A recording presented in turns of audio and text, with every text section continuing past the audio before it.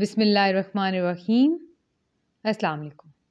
बहुत ही आसान, झटपट, क्विक फ्रोज़न पराठे, वो भी सर्कल में भी और स्क्वायर पे में भी, और इसके अलावा और बहुत सारी शेप्स में, जिसमें आप चाहें आप बना सकते हैं, क्रिएट कर सकते हैं और अपने पास फ्रीज़ कर सकते हैं, और जब चाहें आप और आपकी फ़ैमिली इसको एंजॉय कर सकते हैं। तो कभी भी आपका खाना बनाने का जी नहीं चाह रहा, आपने फ्रोज़न पराठे बना के रखे हुए हैं, निकालें झटपट से, फ़ौरन से फ्राई करें और चाय के साथ एंजॉय करें। आप घर पे नहीं हैं, कहीं बाहर हैं, जल्दी वापस नहीं आ सकती, तो बच्चों के लिए बहुत ही आसान और मज़े की चीज़ है कि वो निकालेंगे, फ्राई करेंगे और एंजॉय करेंगे। तो वो कुछ अनहेल्दी खाने से बेहतर है कि वो पराठे खा लेंगे। और दूसरा ये कि आपने जब घर में ख़ुद फ्रोज़न पराठे बनाने हैं, तो आपको पता होगा कि आपने इसमें क्या चीज़ें इस्तेमाल की हैं, कौन-सा घी, कौन-सा ऑयल, कौन-सा मक्खन। इवन जो बाहर वाले होते हैं, उनमें मार्जरीन होता है, जो कि सेहत के लिए इंतहाई मुज़र है। कौन-सी क्वालिटी का लिया, बहुत सारे इश्यूज़ होते हैं, तो बेहतर होता है कि आप घर की चीज़ें एंजॉय करें। और इस तरह अगर आप उन्हें बना के फ्रीज़ कर सकें विदाउट प्रिजर्वेटिव्स, बहुत ही हेल्दी और अच्छी एंड क्विक रेसिपी। तो हमने सर्कल जो राउंड भी पराठे बनाए हुए थे, वो भी हमने आपको फ्राई करके दिखा दिए। बहुत ही क्रिस्पी और फ्लेकी, खाने में मज़ेदार।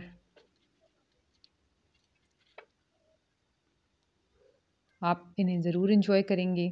अब देखें कैसे परतें अलग हो रही हैं।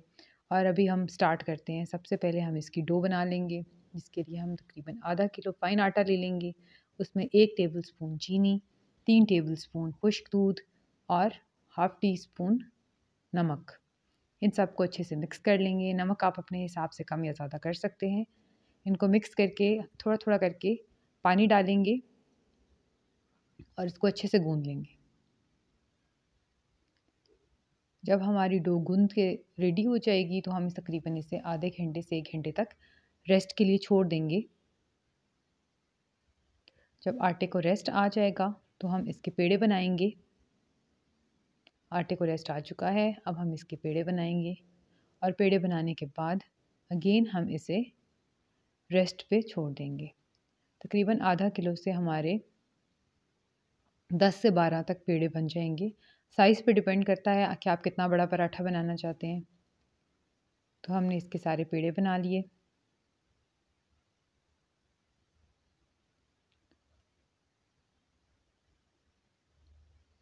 अब हम इसे ऑयल लगाकर थोड़ी देर के लिए रेस्ट पे रख देंगे। ऑयल लगाना इसलिए ज़रूरी है ताकि उसके ऊपर एक क्रस्ट ना बने। और हमने इसको क्लिन से कवर कर दिया। आप इसे कपड़े से भी कवर कर सकते हैं। और तकरीबन आधे घंटे तक रख के छोड़ दें। अगर गर्मियों में आटे को इतनी देर नहीं रखना पड़ता, सर्दियों में थोड़ा सा इशू ज़्यादा होता है।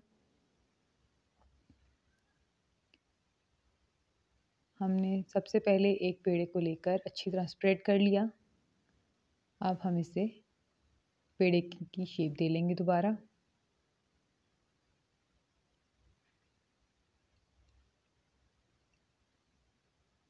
ये हमने एक तरह से पेड़ा बना लिया। इसी तरह हम आपको 3-4 तरह से डिफरेंट पराठे बनाना सिखा देते हैं। हमने दोबारा एक पेड़े को लिया और उसको ऑयल की मदद से स्प्रेड कर लिया। अब हमने इसे काट लिया छुरी से और दोबारा इसको एक दूसरे के ऊपर अरेंज किया, और हम इसे पेड़े की शक्ल दे देंगे।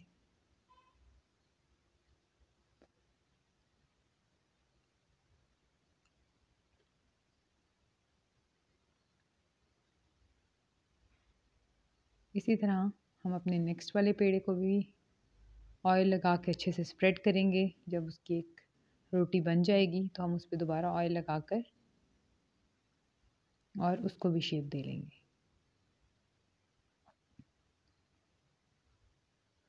हमने इसको कुछ ऐसे करके और शेप दे दी।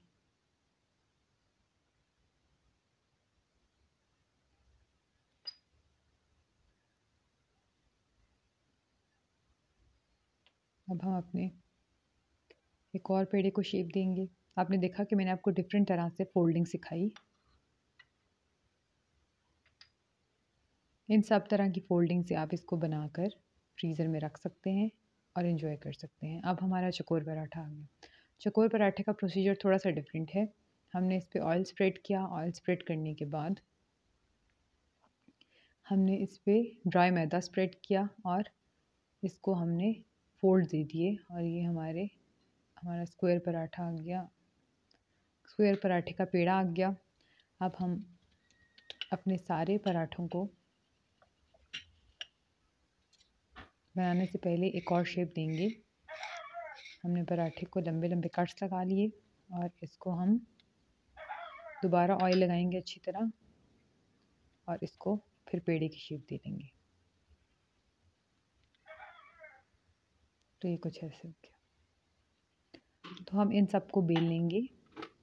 बेल के और इनको फ्रीज़ कर देंगे। फ्रीज़ कैसे करेंगे? बटर पेपर की मदद से। बटर पेपर को आप अपने पराठों के साइज़ के हिसाब से काट लीजिए। पराठे को दूसरे पराठे के साथ टच नहीं करना चाहिए। अगर वो एक पराठा दूसरे पराठे के साथ जुड़ गया तो वो अलग नहीं होगा। अभी आप देख सकते हैं कि बेलते वक्त ही किस तरह परतें अलग हो रही हैं। हमारा एक पेड़ा बेला जा चुका है।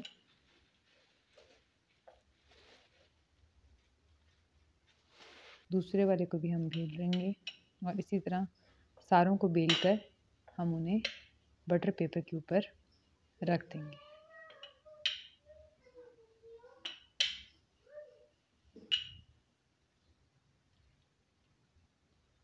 दूसरा भी हमारा बेला जा चुका है।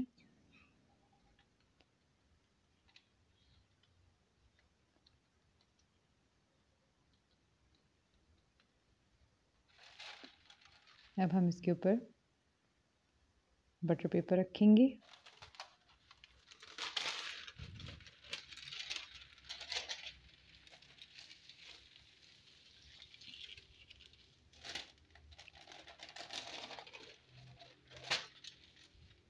और हमने इसको इस तरह अभी सीधा कर लिया। अभी हमने दूसरे वाले पराठे को भी बटर पेपर पे रखा हुआ है। इसी तरह हम इनको लेयर कर लेंगे। अब आप जितने पराठे लेयर करना चाहें, जितने आप आसानी से बना सकें, तो उनको आप इसी तरह लेयर कर लें। और फ्राई करने का तरीका हमने आपको स्टार्ट में भी बताया था और अभी दोबारा बता देते हैं। अभी हमने जो फोर्थ वाला हमारा स्क्वायर पराठा था, हमने इसको बेल लिया। बेलने के बाद हमने इसको मतलब जो फ्रोज़न था हमारा, हमने उसको तवे पे डाला और इसको अच्छे से सेक लिया। ऑयल डाला और हमने इसको सेक लिया और आप देख सकते हैं कि इसकी परतें अलग हो रही हैं। मज़े का क्रिस्पी फ्लेकी पराठा एंजॉय कीजिए। और अब हम आ रहे हैं अपने राउंड फ्रोज़न पराठों पर। इनकी भी हम आपको फ्राइंग दोबारा दिखा देते हैं। तवे पे पहले थोड़ा सा ऑयल लगा लीजिए क्योंकि फ्रोज़न पराठे अक्सर चिपक जाते हैं। अगर तो आपके पास नॉन स्टिक है तो फिर तो इतना इशू नहीं होगा, लेकिन अगर नॉन स्टिक तवा नहीं है तो फिर ये चिपकने वाला पराठे का इशू हो सकता है क्योंकि वो फ्रोज़न है और पहले से वो सॉफ्ट हुआ होता है। जैसे ही उसको हीट मिलती है